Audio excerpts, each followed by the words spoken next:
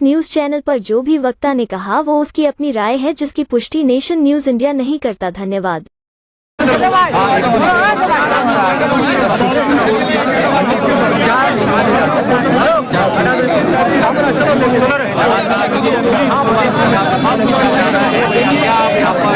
लोगों को अटेंड किया जाएगा फिर आगे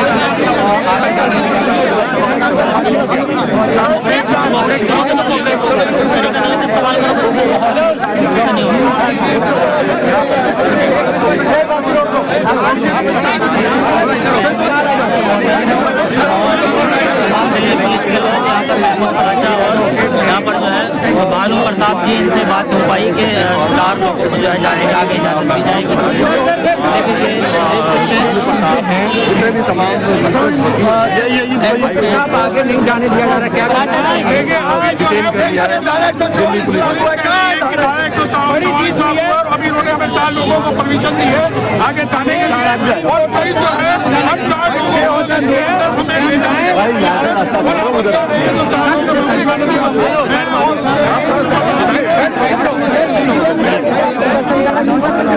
हाँ ठीक है,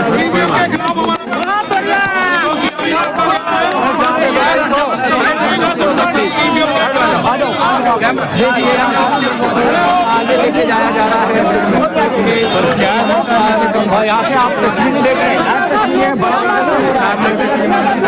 सीधे तौर पर देख सकते हैं कि 4 लोग अंदर जा रहे हैं। यहाँ से 1244 देख सकते हैं, आप देख सकते हैं 4 लोगों को लेके जाया जा रहा है। देख सकते हैं 4 लोगों को यहाँ से लेके जाया जा रहा है। देखते हैं कहाँ तक लेके जाया जाएगा। देख सकते हैं किया गया है, प्रदर्शन है।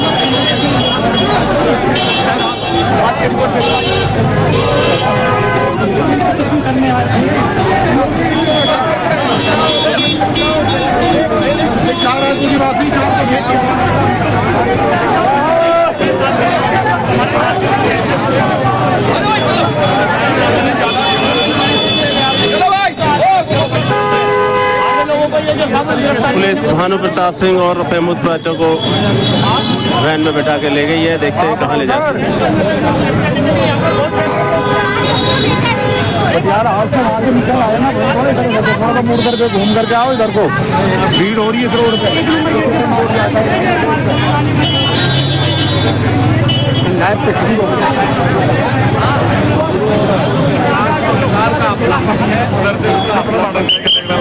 और जब तक ईवीएम बैन नहीं होता नहीं होता। देखिए पुलिस वालों ने डिटेन किया था और मंदिर में खाने लेकर आए थे और अब उनको पुलिस वालों ने छोड़ दिया है। थाने से बाहर निकलते हुए भानु प्रताप सिंह और उनकी टीम।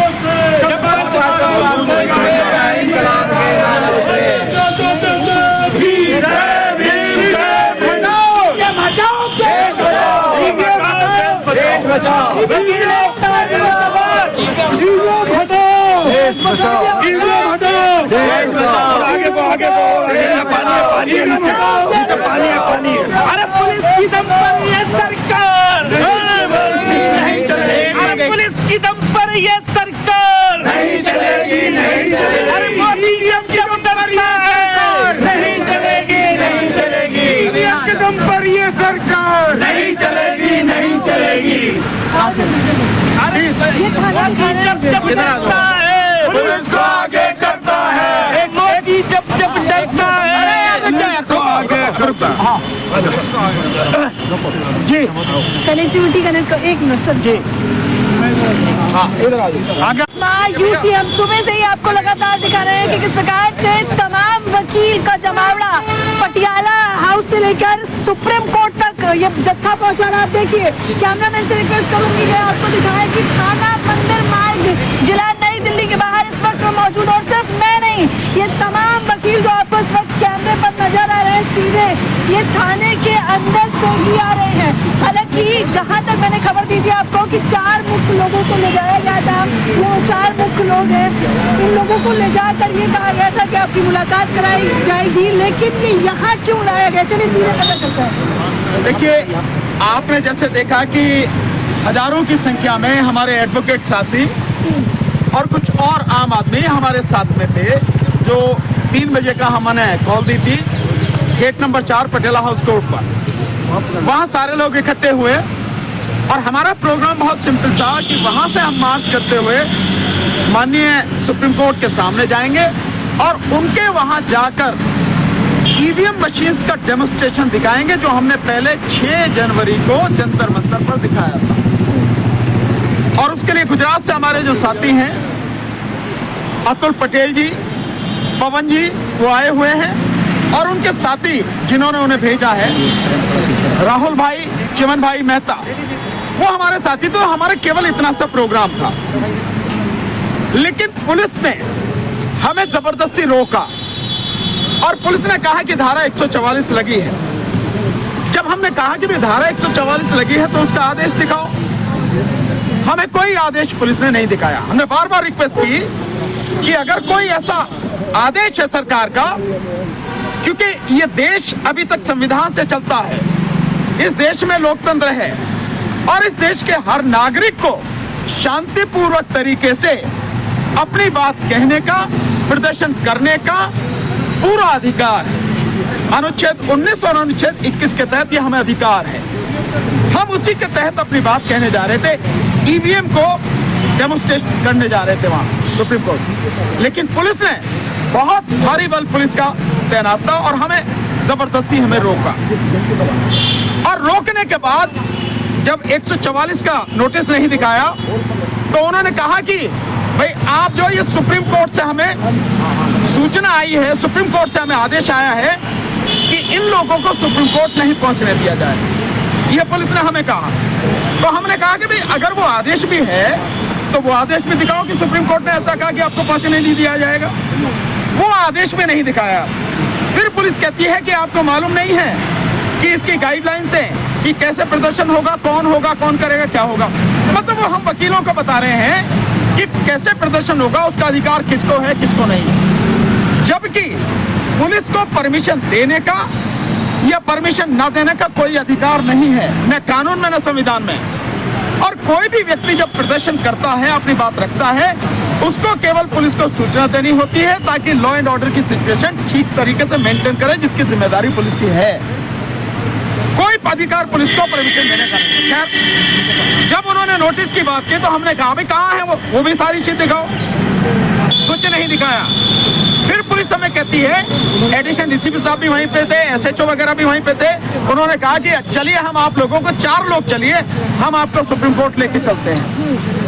हम वहां से 4 लोग चले, हमारे साथ में 5 साथी थे। भाई हमारे बड़े भाई महमूद पराचा थे, मैं था साथ में, हमारे साथी मुकेश राजपूत जी हैं, ये साथ में थे, एक हमारे साथी सत्य प्रकाश जी हैं और एक हमारे साथी दीवान सिंह जी है।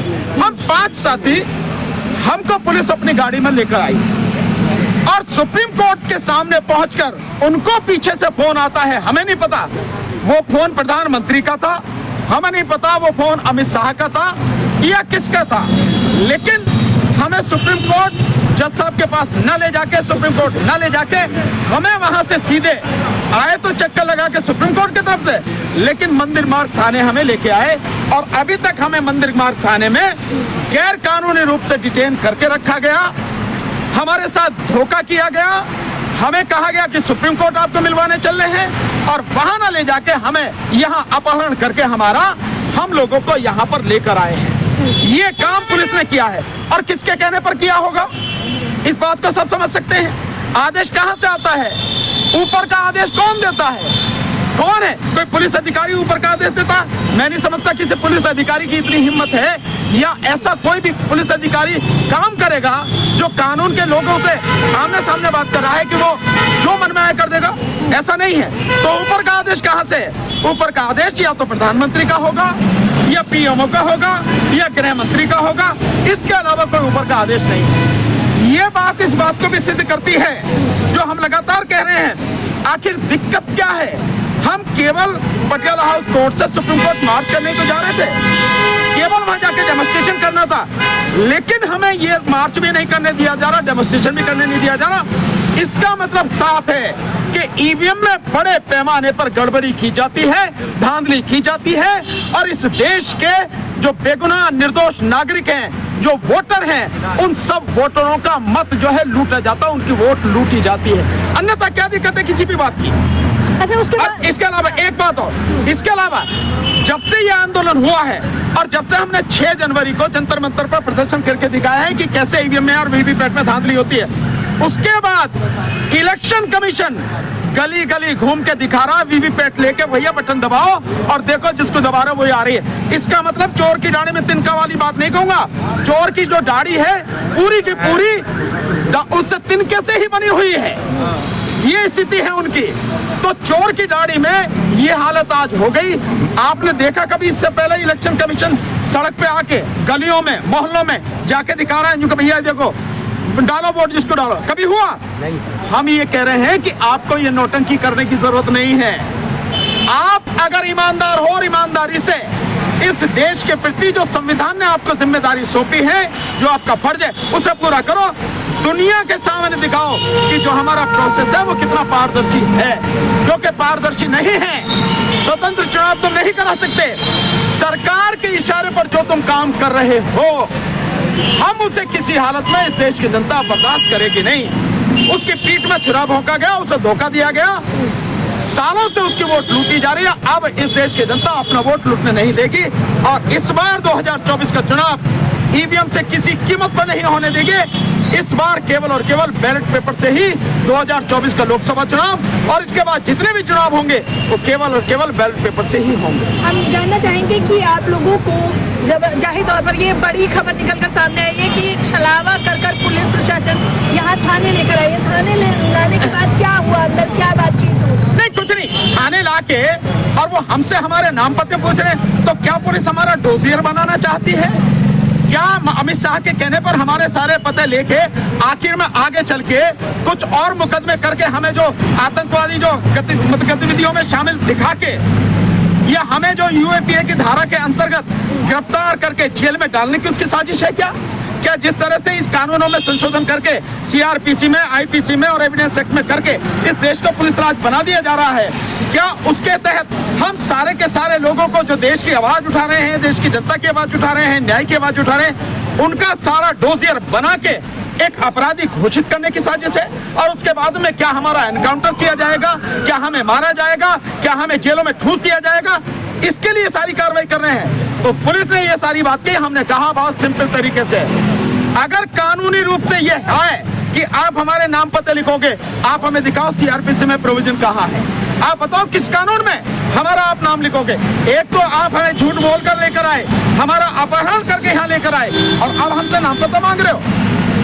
ये सारी बातें अंदर हुई। अच्छा, अंदर जाने नहीं दिया जा रहा था बकायदा। हालांकि मैंने ये कहा कि माइक वगैरह लेकर हम नहीं जाएंगे, हम सिर्फ परिवार के रूप में मिलने जाना चाहते, तो मिलने तक नहीं। महमूद प्राचा जी से जब मेरी लास्ट बात हुई थी तो आप बातचीत कर रहे थे और फिर आपको सुप्रीम कोर्ट बताकर लाया गया। हमें अंदर तक नहीं जाने दिया जा रहा था परिवार का बोलने के बाद। देखिए, चोर चोरी कैसे करता है पर्देदारी में? सबके सामने तो चोरी नहीं हो सकती ना। आज एक बार फिर हमने पूरे देश की जनता के आह्वान पे जो हम काम कर रहे हैं, हमने फिर एक साबित कर दी है बात कि अभी सीनियर आईपीएस ऑफिसर ने, एक आईपीएस ऑफिसर जो डीसीपी हैं, उन्होंने अपने बाकी अधिकारियों के साथ, सीनियर पुलिस ऑफिसर्स के साथ मिलकर हमें क्या छलावा किया, क्या चीटिंग की हमारे साथ, कि आपको सुप्रीम कोर्ट के जजेस से मिलवाया जाएगा, वो आपसे मिलना चाहते हैं। और 4 आदमी आप हमारे साथ चलो। ये सब पूरी दुनिया के सामने हुई है बात। आप लोगों की ईमानदार पत्रकारों ने इसे रिकॉर्ड भी किया। हम लोग तैयार हो गए क्योंकि हम संविधान और कानून के मानने वाले हैं। फिर हम भानु जी ने आपको बताई दिया कैसे हमारे साथ छलावा हुआ। हमें वहाँ ना ले जाके सुप्रीम कोर्ट के बाहर से हमें फिर यहाँ पे ले आए। तो एक तो चीटिंग का अपराध, ये सीनियर IPS ऑफिसर चीटिंग का अपराध करने के लिए बाध्य हैं या खुशी खुशी कर रहे हैं, ये हम जनता पे छोड़। दूसरा, हमें अब्डक्ट करके यहाँ पे लाया गया, हमारा अपहरण करके यहाँ पे लाया गया, झूठ बोल के चीटिंग करके अपहरण करके यहाँ लाया गया। और उसके बाद जब हमने मना कर दिया नाम और पते बताने से, इसलिए मना किया कि कानून के हिसाब से चलने वाले लोग। जब हमने उनसे ये कहा कि आप हमें कुछ भी रिटर्न में दिखा दो, कि आप हमारे नाम पते पूछना चाहते हो तो लिख के भी नहीं पूछना चाहती पुलिस। समझ लीजिए ये बात, ये आम जनता को समझने की बात है कि पुलिस कोई अंधी ताकत नहीं है पुलिस के पास।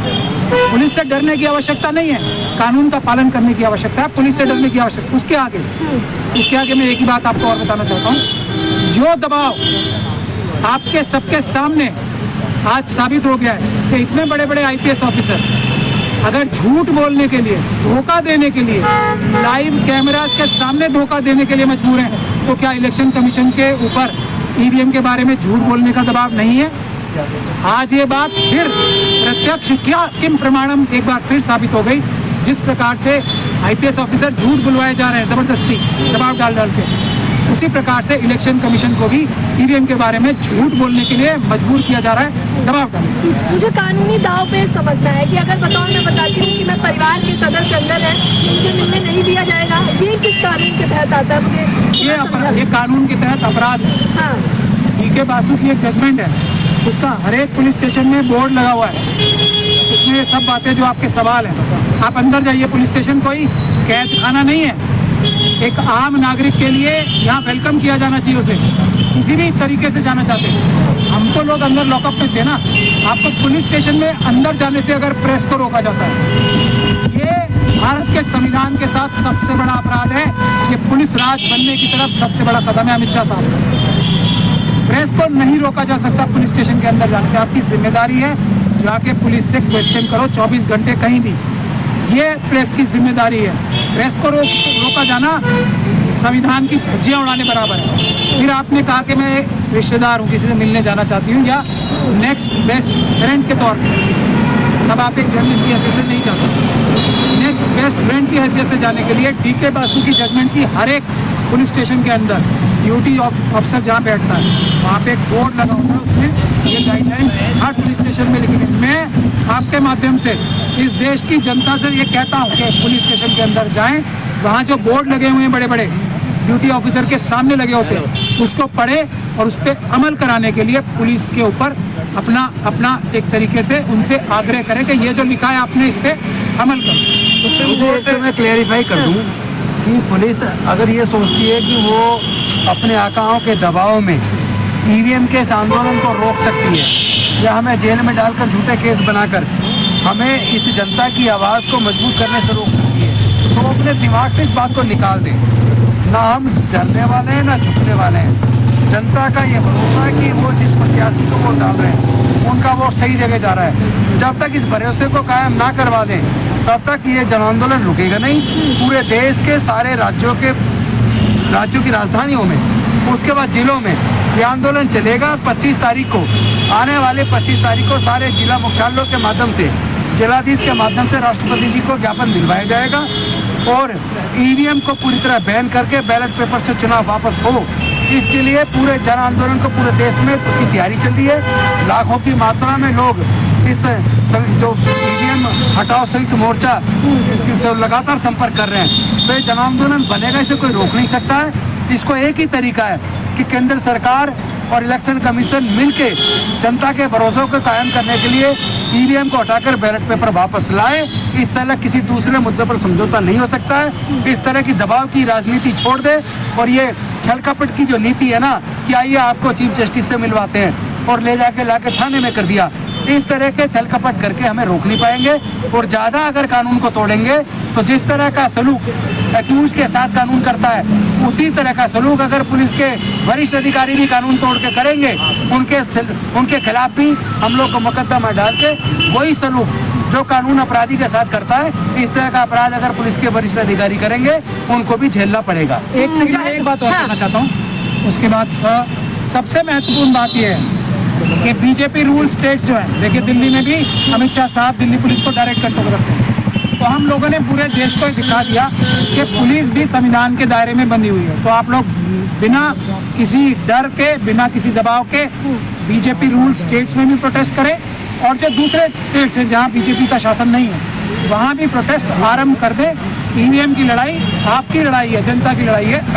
पुलिस इसमें आपका कुछ नहीं बिगाड़ सकती, क्योंकि आप संविधान के दायरे में रह के, अभी हमारे भाई भानु जी ने भी और गौतम साहब ने भी बताया, आंदोलन चालू हो चुका है।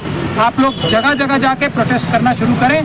पुलिस आपकी मदद करने के लिए है, आपको रोकने के लिए नहीं है। यही बात हम आपको बार बार करके दिखा रहे हैं कि जहां अमित शाह साहब खुद हॉटलाइन पे पुलिस वालों से बात करके उनको ये चीटिंग करना सिखा रहे होंगे, मुझे ऐसा शक है, तो वहाँ भी हम लोग 1 घंटे बाद फिर आपके सामने है और आंदोलन जारी है। ये हम आपके लिए निवेदन करेंगे। अच्छा, ये बहुत बड़ी अपडेट है और जाहिर तौर पर ऑन कैमरा जिस प्रकार से पुलिस प्रशासन ने झूठ बोला है वो बाकायदा कैमरे में रिकॉर्ड है, आपको दिखाया भी जाएगा। लेकिन कितना शर्मनाक है कि रक्षक ही भक्षक बने हुए हैं। ये तमाम चीजें जो हमने आपके सामने पेश की हैं, तमाम सुप्रीम कोर्ट के वकील, आज इनका बड़ा आंदोलन था और कब और होने वाला है आगे? ये अब रेगुलर होगा। हम इसकी प्रेस कॉन्फ्रेंस करके डिटेल्ड आपको सब डेट वाइज बताने वाले हैं, बहुत जल्दी बताने वाले हैं। फिलहाल के लिए इसके लिए मैं सिंपल सा बता देता हूँ। जब अभी हमारे भाई राजन पाल गौतम जी जो पूर्व मंत्री हैं, उन्होंने जैसे बताया कि 25 तारीख को बाकायदा पूरे देश में हर जिले में जो राष्ट्रपति महोदया को ज्ञापन है वो दिया जाएगा, जिस पर काम कल से शुरू हो जाएगा। 17 तारीख से हमने लोगों को भेजने शुरू कर दिए हैं। जो ज्ञापन है उसको PDF उसके हम सब भेज रहे हैं और लगातार कल से उस पर हस्ताक्षर अभियान शुरू हो जाएगा और उसके बाद में 25 तक हस्ताक्षर होके 25 को हर जिले में, देश के सभी जिलों में वो बाकायदा DM के माध्यम से ज्ञापन राष्ट्रपति महोदय को पहुंचाया जाएगा। एक तो कार्यक्रम है ये, और दूसरा इससे पहले जो 24 तारीख को, जो हमने पहले भी कहा है, 24 तारीख को बाकायदा हम इसका खुलासा करेंगे सबूतों के साथ कि इस षड्यंत्र में इलेक्शन कमीशन, सरकार और कौन कौन शामिल हैं जो इस ईवीएम को हटाना नहीं चाहते हैं। और आज हम लोगों को जबरदस्ती जिस तरह से किडनैप करके लाया गया झूठ बोल के, इस बात को सिद्ध करती है कि ईवीएम में बड़े पैमाने पर धांधली है और जो लोग इस धांधली से बार बार सत्ता में आ रहे हैं वो किसी भी सूरत में इसको हटने नहीं देना चाहते। लेकिन इस देश की जनता इस बार ईवीएम को उखाड़ के फेंक देगी और 2024 का चुनाव केवल और केवल बैलेट पेपर से ही होगा। बताइए, डंके की चोट पर सुप्रीम कोर्ट के वकील ऐलान कर रहे हैं सीधे तौर पर। आप इस खबर के बारे में हमें अपनी राय बताना बिल्कुल ना भूलें। कैमरा पर्सन पत्नी के साथ जोड़ के जाता हूं, उनका चश्मा सिर्फ एक ही मुद्दा था, किसी भी प्रकार से ईवीएम हटाओ के आंदोलन को आगे बढ़ाना और ईवीएम हटाओ संयुक्त मोर्चा के आह्वान पर आज हजारों वकील जो है दिल्ली की सड़कों पर थे। परंतु आप ये देखिए कि आपको एक बात से सतर्क होने की जरूरत है। जब दिल्ली पुलिस के वरिष्ठ अधिकारी एडवोकेट्स को झूठ बोलकर कि हम आपको सुप्रीम कोर्ट में आपका प्रतिवेदन देने जा रहे हैं, हमको डिटेन कर लेते हैं, तो आम जनता के साथ क्या सलूक करेंगे। तो आप ये मत सोचिए कि आपका जो शासन प्रशासन साथ देगा। आप ये देखिए कि एडवोकेट के साथ लगभग 3 घंटे भूखे प्यासे जब आज हम यहाँ मंदिर मार्ग थाने में डिटेन थे, तो ये आम लोगों के साथ कैसा सलूक करते होंगे। परंतु ये बात मानिए कि दिल्ली के अंदर का जो आंदोलन है ये कल बदल देगा, ये आज बदल देगा, ये अब क्या ईवीएम का इतिहास बदल देगा। ईवीएम का इतिहास बदल देगा। ईवीएम का इतिहास बदल देगा। ईवीएम को इतिहास बना देगा। ईवीएम को इतिहास बना देगा। आप ये देखिए कि भारत के अंदर डिमोनेटाइजेशन एक रात में हो सकता है। भारत की 125 करोड़ जनता की जो जनगणना है वो 21 दिन में हो सकती है। परंतु ईवीएम को, जो कि गैर संवैधानिक है, और मैं बता दूं, ना तो सुप्रीम कोर्ट सुप्रीम है इस भारत के अंदर, ना ही election commission of India supreme है इस भारत के अंदर। अगर कोई सुप्रीम है तो भारत का संविधान और संसद के अंदर कभी भी ईवीएम को लाने की बात नहीं हुई। दूसरी बात, ये जो आंदोलन आज एडवोकेट कर रहे हैं, तो आप ये मानिए कि ये एडवोकेट की जरूरत जब भारत की जनता को सुप्रीम कोर्ट में पड़ेगी तो एक कोर्ट पहनकर आंदोलन करेंगे। परंतु ये लोग जनता के साथ साथ सड़कों पर भी कोट उतारकर आंदोलन करने के लिए तैयार है। लेकिन क्या कहना चाहेंगे सर, ये कोई छोटी मोटी खबर नहीं है कि आप लोगों को सुप्रीम कोर्ट तक पहुंचने ही नहीं दिया गया, बीच में ही एक बड़ा देखिए आज जो है आज पुलिस ने धोखा कर दिया, नहीं तो हम जाते ही जाते। देखिए पुलिस, क्योंकि आज हमने बिल्कुल साफ कर दिया था, उनके पास कोई कानूनी ताकत नहीं थी हमें रोकने की, इसीलिए हम आपके सबके सामने साबित किया। आज तो धोखा किया उन्होंने हमारे साथ, तो एक ही बार धोखा होता है ना, काट की आंडी एक ही बार चढ़ती है, अगली बार नहीं चढ़ती। पहले डिटेन किया था, इस बार धोखा किया, अब आगे क्या करेंगे फिर? अब क्या करेंगे वो आगे वक्त बताएगा, ये आपको अमित शाह साहब से बताएंगे हम आगे क्या। अगर मैं आपको बता दें कि अगर हम संविधान को मानने वाले ना होते, हम कानून को मानने वाले ना होते, तो हो सकता है दिल्ली की सड़कें हम जाम कर देंगे। परंतु सीनियर पुलिस ऑफिसर्स ने हमें आश्वासन दिया कि हम चीफ जस्टिस के पास आपको लेके जा रहे हैं। भानु प्रताप जी उसमें थे, प्राचा साहब उसमें थे, मैं था, दीवान सिंह जी थे, मुकेश राजपूत जी थे और 4-5 लोग हमने विश्वास किया। परंतु आप ये देखिए कि अगर कोई वकीलों के साथ विश्वासघात कर सकता है तो इस देश की जनता को 5 किलो राशन और चावल के साथ कितना बड़ा विश्वासघात कर रहे हैं। ये 5 किलो चावल देके ईवीएम को हैक करके उसमें टैंपरिंग करके अपनी जो है राजशाही चला रहे हैं। परंतु मैं बता दूं कि ये जो आज हुआ है, ये केवल आज का मुद्दा नहीं कि 16 जनवरी को हम कुछ एडवोकेट्स रोड पर आए। मैं बता दूं कि पूरे भारत के अंदर जितने 500 डिस्ट्रिक्ट हैं और उन सभी डिस्ट्रिक्ट कोर्ट के सभी वकीलों को हम एक कर देंगे। और अगली बार अगर हमारी आवाज नहीं सुनी गई और जनता की आवाज नहीं सुनी गई तो वो दिन दूर नहीं जब सुप्रीम कोर्ट का भी घेराव किया जाएगा, पार्लियामेंट का भी घेराव किया जाएगा। और हम किसी डंडे से, किसी पुलिस से, किसी ताकत से नहीं डरते, हम डरते हैं तो अच्छा, एक सवाल जनता के रूप में मैं पूछना चाहूंगी, क्योंकि जाहिर तौर पर अगर वकीलों को इस प्रकार से छलावा किया जा रहा है तो जनता जितनी आपको देख रही होगी वो तो डर जाएगी, वो तो सहम जाएगी। कैसे शामिल होगी आपके? देखिए अभी मैं अमरूद खा रहा था ना आपके सामने, सब इतना ही आसान काम है। अगर पुलिस गैर कानूनी काम कर रही है, मैं इसीलिए क्योंकि मैं सुबह से भूखा भी था तो आपके सामने कैमरे पे अमरूद खा रहा था। तो आप तो सुप्रीम कोर्ट के वकील हैं ना, जनता कैसे चिल करें। सुनिए, मैं कोई सुप्रीम कोर्ट का वकील होने से मेरे सर पे सींग नहीं आ जाते। मैं भी भारत का नागरिक हूँ। आज मैं वहाँ कोर्ट उतारने के लिए तैयार था ना, क्या मेरा कोर्ट उतर जाएगा तो आम नागरिक की तरह मुझे गोली मार दोगे? क्या जवाब दिया पुलिस ने? कुछ नहीं। जो वकीलों के पास पावर है वही आम नागरिक के पास भी पावर है। बिल्कुल आपको ऐसे ही करना है जैसे हम लोग करने हैं। बिल्कुल नहीं डरना पुलिस से। सड़कों पे आओ, देश के नागरिकों जो हमसे कह रहे हो सड़कों पे आओ। कोई आपको टच करेगी पुलिस तो हम लोग आपके सामने रहेंगे। बिल्कुल मत डरो, सड़कों पे आओ। देखिए, अगर राहत इंदौरी साहब का एक शेर है कि अगर खिलाफ है तो होने दो, जान थोड़ी है, सब धुआं है, आसमान थोड़ी है और लगेगी आग तो आएंगे कई गजत पे, यहाँ पे मेरा मकान थोड़ी है। तो मैं बता दूं, ये वकीलों का जो कोर्ट है काला कोर्ट नहीं, भारत की जनता का एक वो अस्त्र है, कवच है जो उनको सुरक्षित रखेगा। आपको लगता है कि आम जनता भारत की बदलेगी? मैं बता दूं कि भारत की जनता ने कई कानून बदले हैं, भारत की जनता ने कई कानून बदले हैं। और जिस दिन ये शेर दहाड़ मारेगा तो यकीन मानिए कुत्तों की खाल उतर जाएगी और जो अपने आप को शेर कहते हैं वो मिम्मी आने पर भौंकने पर आ जाएंगे। और ईवीएम बदलेगी, कल नहीं बदलेगी तो आज बदलेगी और हम बदलेंगे। और जो एडवोकेट्स हैं, मैं बता दूं कि दिल्ली की सड़कें छोटी पड़ जाएंगी। आचार संहिता लगने वाली है सर, इसके बाद क्या करेंगे आप? देखिए, आचार संहिता जब लगेगी तब लगेगी। मैं स्वर्ग पाने के लिए मरना नहीं चाहता, मेरे लिए स्वर्ग और नरक सब यही है। हम लड़ाई लड़ेंगे, आचार संहिता भी लगेगी तो भी लड़ेंगे, क्योंकि हमारा जो विरोध है वो ईवीएम के खिलाफ है, पूरे लोकतंत्र को बचाने के लिए, संविधान को बचाने के लिए। और अगर आपको ऐसा लगता है कि आम जनता सुरक्षित नहीं है तो मैं बता दूं कि हम अपना हर चीज त्यागने के लिए, कुर्बान करने के लिए तैयार है। परंतु हम ईवीएम से 2024 का जो इलेक्शन है उसे नहीं होने देंगे। अच्छा, मैं बता सबसे बड़ी बात कि ये लोग जब तक अंदर थे, मैं बताना चाहूंगी कि जब तक ये लोग अंदर थे मैंने बकायदा पुलिस से बातचीत करी है। वो सवाल जरूर पूछूंगी मैं इनसे। आप लोग भले ही अंदर थे, मैं बाहर पुलिस से बातचीत कर रही थी। उन्होंने कहा 144 लगी हुई है। मैडम, इन लोगों को क्या है नहीं पता? मैडम, धारा 144 कोई ब्लैंकेट ऑर्डर नहीं है। ये किसी के बाप की प्राइवेट प्रॉपर्टी नहीं है कि जहां मर्जी धारा 144 लगा दो। धारा 44 की बहुत सारी रिस्ट्रिक्शंस हैं और जब धारा 44 और आर्टिकल 19 और 21 में कॉन्फ्लिक्ट होगा तो आर्टिकल 19 और 21 जीतेगा। ऐसा नहीं है कि आप धारा 44 लगा के हमारी जबान बंद कर दोगे, हमारी आवाज बंद कर दोगे, जैसा कि कोरोना के टाइम पे इन्होंने किया। धारा 44 का और धारा 44 ऐसा नहीं है कि कोई भी आएगा और लगा देगा। अभी रिसेंट में एक मुकदमा हमने करके वो तीसरा रिकॉर्ड में फाइल किया है कि 144 की एक प्रक्रिया होती है और 144 के अंदर में कोई भी पुलिस वाला या कोई भी प्रशासनिक अधिकारी ऐसे नहीं कह सकता। और यहाँ पर मैं दिखाना चाहूंगी सुप्रीम ये तमाम वकील दहाड़ रहे हैं पुलिस स्टेशन बाकायदा थाना मंदिर बाग पुलिस स्टेशन के बाहर। 144 के बारे में बता दूं, आचार संहिता के बारे में 2 बातें मैं बता दूं आपको।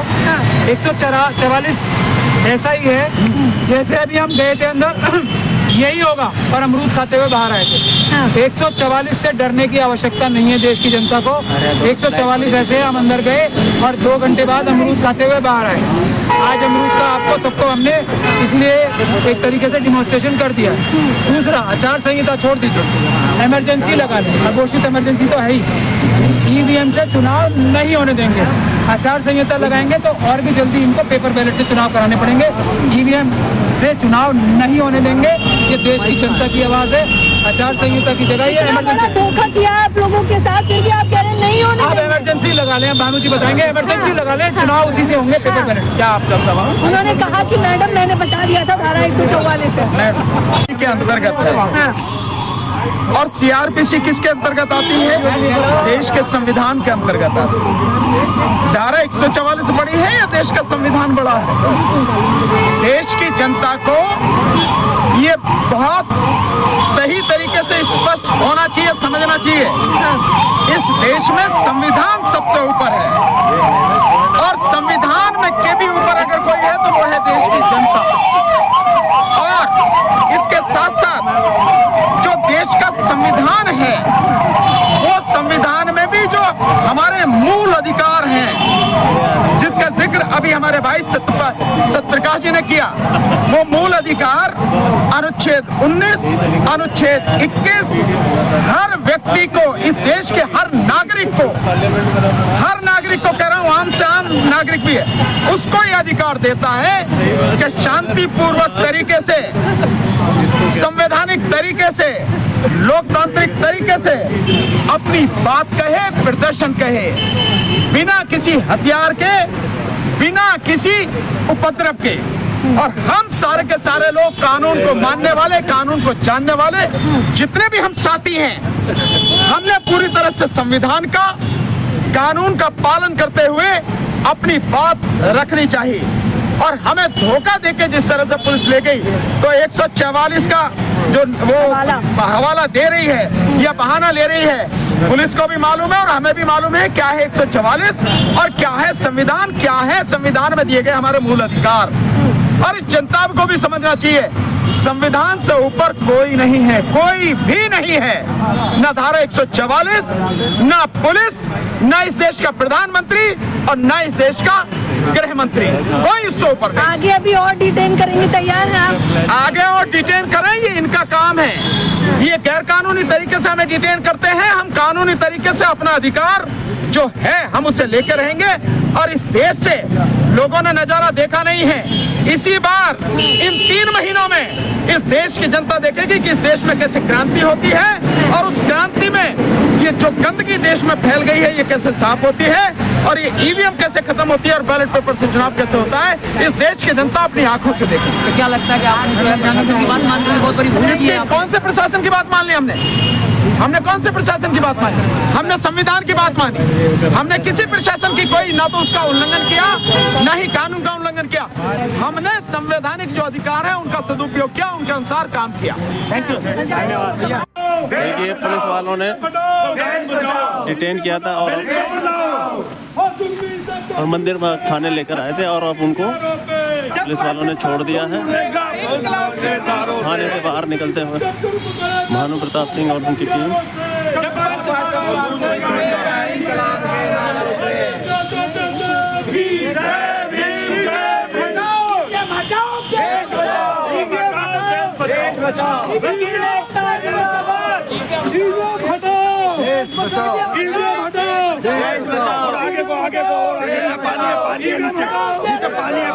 अरे पुलिस की दम पर ये सरकार नहीं चलेगी। अरे पुलिस की दम पर ये सरकार नहीं चलेगी, नहीं चलेगी। अरे मोदी जब डरता है नहीं चलेगी, नहीं चलेगी। ईवीएम के दम पर ये सरकार नहीं चलेगी, नहीं चलेगी।